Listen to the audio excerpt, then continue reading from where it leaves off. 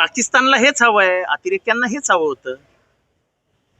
आपण हे कसं विसरलो की 26 जणांना गोळ्या मारल्यानंतर तिथे 2000 लोक उपस्थित होते. त्या 2000 लोकांना वाचवण्याचं काम कोणी केलं? जीवावर उदार होऊन. आणि हे मी बोलत नाहीये, ज्यांचे ज्यांचे जीव गेले त्यांचे घरचे काय सांगतायत की 1.5 तास हा सगळा हैवानाचा खेळ चालू होता, शैतानाचा खेळ चालू होता. तोपर्यंत तिथे सैन्य नव्हतं, तोपर्यंत तिथे वैद्यकीय मदत नव्हती, तोपर्यंत आम्हाला सगळी मदत हा तिथल्या स्थानिक काश्मीरींनी केली. ही माणुसकी होती. त्यांनी केली ना तुम्हाला मदत, त्याची परतफेड म्हणून तुम्ही इथे लोकांना मारणार? पाकिस्तानला हेच हवंय की या देशामध्ये आता धर्मद्वेष वाढीला लागलाय. धर्माधर्मामध्ये भांडणं लावायची असतील तर हे करा. आजपर्यंत एवढे अतिरेकी हल्ले झाले, कधीतरी हे झालं होतं का? कारण का आजच्या इतका धर्मद्वेष हा देशामध्ये कधी नव्हताच. या देशामधला वाढत असलेला धर्मद्वेष आणि पाकिस्तानातला धर्मद्वेष याच्यामध्ये काही अंतर राहिलेलं नाही.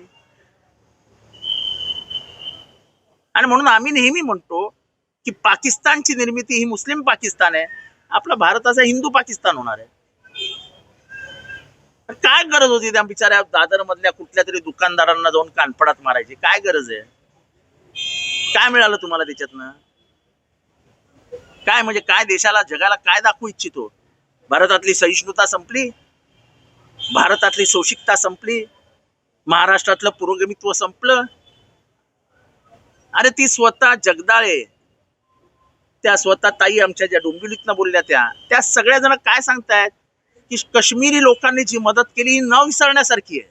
आम्हाला घरी घेऊन गेले, आम्हाला जेवण दिलं, आम्हाला आधार दिला, आम्हाला टॅक्सीने विमानतळापर्यंत सोडलं. मिठी मारून रडत होते, आमच्याकडनं पैसे घेतले नाहीत. एकीकडे विमानाचे दर तिप्पट चौपट केले विमानाच्या मालकांनी, तिथल्या टॅक्सी चालकांनी रुपया घेतला नाही, सांगितलं नाही हमको पैसा नाही चाहिए. पैसे कमवायचे कोणाला नसतात. त्यांनी तुम्हाला जेवण दिलं, म्हणजे तुम्हाला नाही दिलं, पण संकटात सापडलेल्या प्रत्येकाला आधार दिला. म्हणजे त्यांची नावं पण आहेत, नजाकत आहे, तो जो मेला तो बिचारा सय्यद अली का तो आहे. अरे तो आपले पण आहे ना, ती माणुसकी आहे ना, ती माणुसकी संपू नका यार. त्या पाकिस्तानला तेच हवं आहे, तुमच्यातली माणुसकी संपायची त्यांना. पाकिस्तानात माणुसकीच नाहीये आणि म्हणून ते असं प्रकार करत असतात. तेव्हा धर्मद्वेष थांबवा. भारताचा तुम्ही पाकिस्तान कराल हळूहळू. आणि स्पष्टपणाने बोलण्याची वेळ आली म्हणून मी बोलतोय. आजकाल लोक तोंडच उघडत नाहीत, पण भारत असा नाही आणि भारताला असं करू नका. आणि जाऊन जे मेल्यात त्यांच्या घरात जाऊन विचारा, ज्यांना गोळ्या लागल्यात त्यांना विचारा की तुम्हाला सर्वात जास्त मदत कोणी केली. 4 किलोमीटरवर म्हणजे मेडिकल हेल्प ही आलीच नव्हती. त्या हॉस्पिटलमध्ये कोण घेऊन गेले यांना? ते वरनं जो सपाट माळरान होता, त्याला मिनी स्वित्झर्लंड म्हणतात, तिथनं खाली कोणी आणलं यांना? पाठीवर जखमींना कोण घेऊन आलं?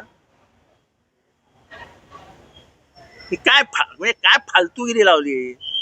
अहो राजकारण बाजूला ठेव. हे निवडणुकी जिंकण्यासाठी हे काय जे थेरं लावली आहे त्याच्यातनं या देशाचा सत्यानाश करताय.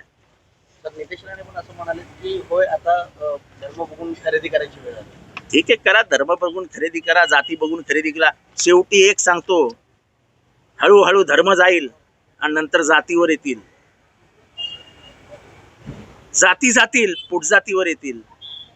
ते जाईल भाषेवर येतील, ते जाईल स्त्री पुरुषावर येतील. कारण का शेवटी कुठलाही विषय विकासाचा तोंडावर नसताना, मुखात नसताना तुम्हाला भांडणच लावायचंय आणि भांडणावरच बोलायचंय. बाकी करायचंय काय तुम्हाला?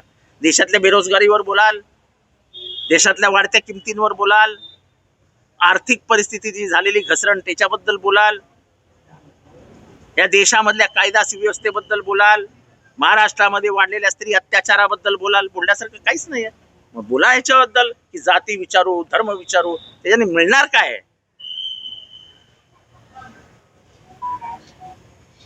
नफरत के बाजार में कोई हरियाली नहीं उगती भाई. नफरत के बाजार में सिर्फ अंगार मिलेगा और अंगार में आज वो जलेगा तो कल तुम भी जलोगे. माझा बाप, माझा आध्यात्मिक गुरु, माझा राजकीय गुरु, माझा अभ्यासातला गुरु, माझा गुरु गुरु गुरु गुरु म्हणजे शरद पवार. त्यामुळे मला काय